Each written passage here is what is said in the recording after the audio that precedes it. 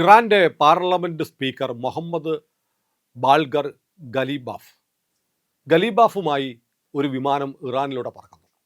വളരെ പെട്ടെന്ന് അതിൻ്റെ പൈലറ്റിന് അപായ സൂചന കിട്ടുന്നു. തൻ്റെ വിമാനത്തിനെ ലാക്കാക്കി 2 ഇസ്രയേൽ യുദ്ധവിമാനങ്ങൾ പാഞ്ഞു വരുന്നു. ലക്ഷ്യം കൃത്യമാണ്. ഇറാൻ അമേരിക്ക ചർച്ചകളിൽ നിർണായക പങ്ക് വഹിച്ച് ഇറാന്റെ വിദേശകാര്യമന്ത്രി അബ്ബാസ് അരഗാച്ചിക്കൊപ്പം ചർച്ചകളിൽ പങ്കെടുത്തുകൊണ്ടിരിക്കുന്ന മുഹമ്മദ് ബാൾഗർ ഗലീബാഫാണ്. ഗലീബാഫിനെ ലക്ഷ്യം വെച്ചിട്ടാണ് ഇസ്രയേൽ വിമാനങ്ങൾ വരുന്നതായി റഡാറിൽ തെളിഞ്ഞത്. വളരെ പെട്ടെന്ന് ഇറാന്റെ വിമാനം അതിവേഗത്തിൽ പാഞ്ഞു. ഏറ്റവും അടുത്തുള്ള വിമാനത്താവളം പാകിസ്ഥാന്റെ അതിർത്തിക്ക് ചേർന്നുള്ള മാസ്കാത്ത് എയർപോർട്ടാണ്. ഈ വിമാനം അടിയന്തരമായി പാഞ്ഞു വന്ന് അവിടെ ഇറങ്ങിയിട്ട് വളരെ പെട്ടെന്ന് മുഹമ്മദ് ബാൾഗർ ഗാലിബാഫിനെ അവിടെ നിന്ന് മാറ്റി. പിന്നീട് മണിക്കൂറുകൾ അദ്ദേഹത്തെ രഹസ്യ കേന്ദ്രത്തിൽ പാർപ്പിച്ചതിന് ശേഷം പാകിസ്ഥാൻ അതിർത്തിയിലെ ഈ വിമാനത്താവളത്തിൽ നിന്ന് റോഡ് മാർഗമാണ് ഇറാൻ പാർലമെന്റ് സ്പീക്കർ ടെഹ്റാനിലെത്തിയത്. ഇത് ന്യൂയോർക്ക് ടൈംസിൽ അമേരിക്കയിലെ രഹസ്യാന്വേഷണ വിഭാഗങ്ങളെ ഉദ്ധരിച്ചുകൊണ്ട് വന്ന വാർത്തയാണ്. വളരെ വ്യക്തമായി ന്യൂയോർക്ക് ടൈംസ് പറയുന്നു, യുദ്ധം അവസാനിപ്പിക്കാനുള്ള ചർച്ചകളിൽ ഇറാന് വേണ്ടി പങ്കെടുക്കുന്നത് അബ്ബാസ് അരഗാച്ചിയും ഈ ഗലീബാഫുമാണ്. ഇവരെ രണ്ടുപേരെയും ഒരു കാരണവശാലും ആക്രമിക്കരുത്. അവർ ഈ യുദ്ധം അവസാനിപ്പിക്കാനുള്ള ചർച്ചകൾക്ക് തയ്യാറാവുന്ന ആളുകളാണ്. അതുകൊണ്ട് അവരെ കൊല്ലരുത് എന്ന് ഇസ്രയേലിനോട് പറയണമെന്ന് പാകിസ്ഥാൻ നേരത്തെ അസിം മുനീർ വഴി ഒരു അപേക്ഷ വെച്ചിരുന്നു. അമേരിക്ക അത് ഇസ്രയേലിനെ അറിയിക്കുകയും ചെയ്തു. ഇസ്രയേൽ പറഞ്ഞു നോക്കാം എന്ന് പറഞ്ഞു. പക്ഷേ വളരെ രഹസ്യമായി ഇവരെ എക്സിക്യൂട്ട് ചെയ്യാൻ, ഇവരെ കൊല്ലാനുള്ള പദ്ധതി അമേരിക്ക അറിയാതെ ഇസ്രയേൽ നടപ്പാക്കാൻ വച്ചിരിക്കുകയായിരുന്നു എന്നാണ് ഇപ്പോൾ ന്യൂയോർക്ക് ടൈംസിൽ വന്നിരിക്കുന്ന വാർത്ത. സ്വാഭാവികമാണ്, അമേരിക്ക ഇവരെ കൊല്ലരുതെന്ന് പറയുന്നു, പാകിസ്ഥാൻ്റെ അപേക്ഷ പരിഗണിച്ച് കൊല്ലരുതെന്ന് പറയുന്നു. പക്ഷേ ഇസ്രയേൽ എന്തിനു ചെയ്യുന്നു? ഇസ്രയേൽ വല്ലാത്ത അസംതൃപ്തിയിലാണ്. കാരണം ഇപ്പോൾ നടക്കുന്ന ചർച്ചയിൽ ഇസ്രയേൽ പങ്കാളിയല്ല. ഇസ്രയേലിനെ മാറ്റി നിർത്തിയിരിക്കുന്നു. അമേരിക്കയ്ക്ക് വേണ്ടിയിട്ട് വർത്തമാനം പറയാൻ ഇടനിലക്കാരനായി നിൽക്കുന്ന പാകിസ്ഥാനാണ്. അസിം മുനീറാണ്. അസിം മുനീർ ഇറാൻ്റെ നേതൃത്വവുമായി വളരെ അടുപ്പമുള്ള ആളാണ്. മാത്രമല്ല, ഇറാൻ്റെ പക്കൽ ഇപ്പോൾ അവശേഷിക്കുന്ന ഏതാനും വിമാനങ്ങൾ കൊണ്ട് സുരക്ഷിതമായി ഒളിപ്പിച്ചു വച്ചിരിക്കുന്നത് പാകിസ്ഥാനിലാണ്.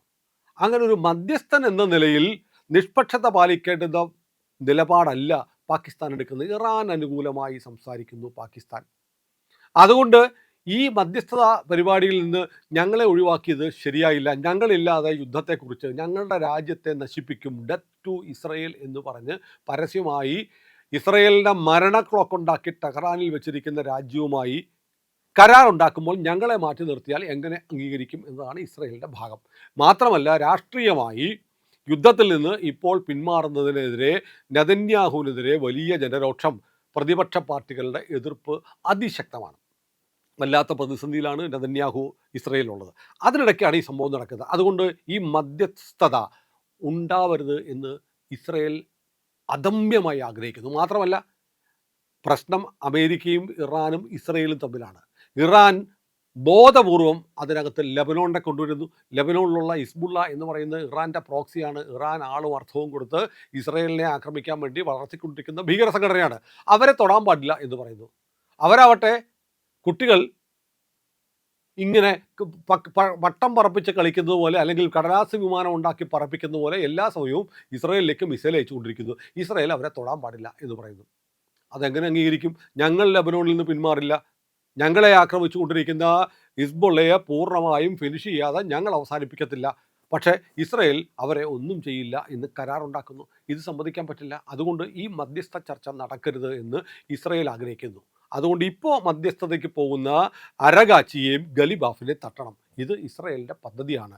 ഈ പദ്ധതി ഈ ചർച്ചകൾ ആരംഭിക്കുമ്പോൾ മുതൽ തന്നെ ഇത് വളരെ ആക്റ്റീവായിട്ട് നടപ്പാക്കാൻ മൊസാദും ഇസ്രയേലി സൈന്യവും ശ്രമിച്ചുകൊണ്ടിരിക്കുന്നു എന്നുള്ള വിവരം അമേരിക്ക ചോർത്തിയെടുക്കുകയും അത് ഖത്തറിനെ അറിയിക്കുകയും ചെയ്തു. ഖത്തറിനോട് പറഞ്ഞു, സൂക്ഷിച്ചോ, ഇവരെ രണ്ടുപേരെയും സൂക്ഷിച്ചോ, കിട്ടിയ നെതന്യാഹുവിൻ്റെ പിള്ളേർ കാച്ചിക്കളയും, എന്നിട്ട് പിന്നെ വർത്തമാനം പറഞ്ഞിട്ട് കാര്യമില്ല, വേണ്ട സുരക്ഷ ഒരുക്കിക്കോ എന്ന് അമേരിക്ക ഇസ്രയേലിനെ ഒറ്റിക്കൊടുത്തു എന്നാണ് ന്യൂയോർക്ക് ടൈംസിലെ വാർത്ത. അത് മാത്രമല്ല, ഒരു ഉദാഹരണം പറയുന്നുണ്ട്. 2 പേരുണ്ട്, അലി ലാരിജാനി, കമാൽ ഖറാസി. ഇവർ രണ്ടുപേരും ഇതുപോലെ യുദ്ധം അവസാനിപ്പിക്കാനുള്ള ചർച്ചകൾക്ക് വേണ്ടി അമേരിക്കയുമായി സംസാരിക്കാൻ തയ്യാറായിരുന്നു. യുദ്ധം അവസാനിപ്പിക്കാൻ ഞങ്ങൾ ചില വിട്ടുവീഴ്ചകൾക്ക് തയ്യാറായിട്ട് വരാം, എങ്ങനെയെങ്കിലും യുദ്ധം ഒന്ന് നിർത്തി കിട്ടിയാൽ മതി എന്ന് ഖത്തർ വഴി, പാകിസ്ഥാൻ വഴി അമേരിക്ക മുമ്പാകെ നിർദ്ദേശം വെച്ചിരുന്നു.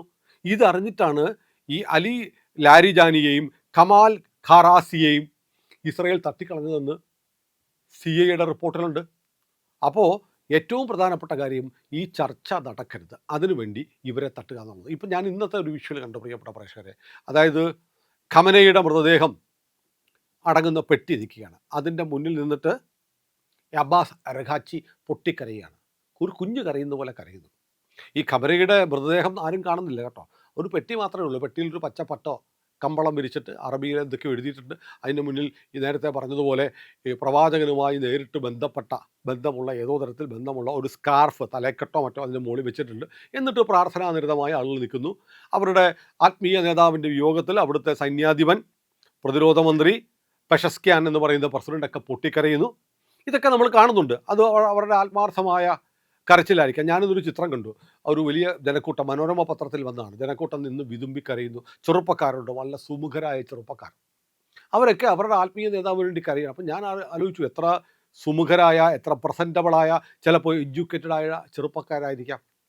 പക്ഷെ അവരാണല്ലോ തലമുടി പുറത്ത് കണ്ടാൽ കൂടം കൊണ്ട് തലക്കടിക്കണം എന്ന് പറയുന്ന ഇതേ അയത്തുള്ള അലി ഖമനയെ പിന്തുണയ്ക്കുന്നത്.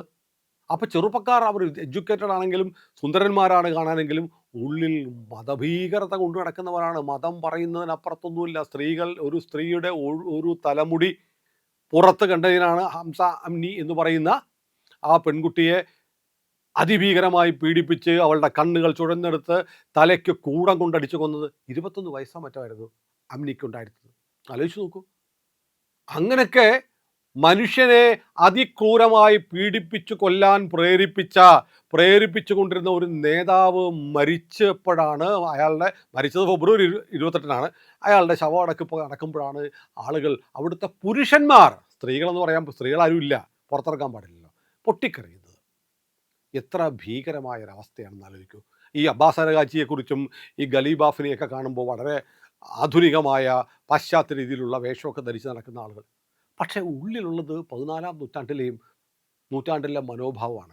ഏതായാലും ഇവർ സഞ്ചരിച്ച വിമാനങ്ങളെ ഇസ്രയേൽ ടാർഗറ്റ് ചെയ്യുന്നു. എന്തുകൊണ്ടാണ് എനിക്ക് മനസ്സിലാവുന്നില്ല. കാരണം അങ്ങനെ കണ്ടെങ്കിൽ ഇസ്രയേലിൻ്റെ വിമാനങ്ങളിൽ നിന്ന് മിസൈൽ അപ്പം തന്നെ പാഞ്ഞുപോയി ഈ ഗലിബാഫിൻ്റെ കഥ കഴിക്കേണ്ടതാണ്.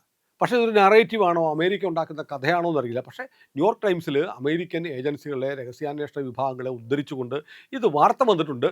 അദ്ദേഹത്തിൻ്റെ വിമാനം അടിയന്തരമായി മാസ്കാദിലെ എയർപോർട്ടിൽ, പാകിസ്ഥാൻ അതിർത്തിയിലുള്ള വിമാനത്താവളത്തിലേക്ക് ഇടിച്ചിറക്കേണ്ടി വന്നു എന്നും അദ്ദേഹത്തെ പിന്നീട് കരമാർഗം രക്ഷപ്പെടുത്തി ടെഹ്റാനിലേക്ക് കൊണ്ടുപോവുകയായിരുന്നു എന്നൊക്കെയാണ് ഈ ന്യൂയോർക്ക് ടൈംസിൻ്റെ വാർത്തയിൽ പറയുന്നത്. ഏതായാലും ഒരു കാര്യം ഉറപ്പാണ്, ഇസ്രയേൽ ഈ കരാറിൽ വലിയ അസംതൃപ്തരാണ്. ട്രംപ് എന്ന് പറഞ്ഞിട്ടുണ്ട്, ഞങ്ങൾ ഒരാഴ്ച ഈ ശവമടക്കം നടക്കുന്നതുകൊണ്ട് ഞങ്ങൾ കുറച്ച് ദിവസം അവർക്ക് അവധി കൊടുത്തിരിക്കുകയാണ്. അത് കഴിഞ്ഞിട്ട് നോക്കും എന്താ പരിപാടി, ഇന്നില്ല വന്ന് ഞാൻ ബോംബിടും എന്ന് പറയുന്നു. എന്തൊരു കരാറാണെന്നറിയാൻ ഞൂടാ. കരാറിൻ്റെ MOU ഒപ്പിടും, അതിനുശേഷം MOU ഒപ്പിട്ട് അതിലെ മഷി തുടങ്ങും മുമ്പ് അങ്ങോട്ടും ഇങ്ങോട്ടും വെടിവെക്കും. ഇറാനിൽ പോയി അമേരിക്ക ബോംബിടും. ഇറാൻ ഗൾഫ് രാജ്യങ്ങളെ ആക്രമിക്കും.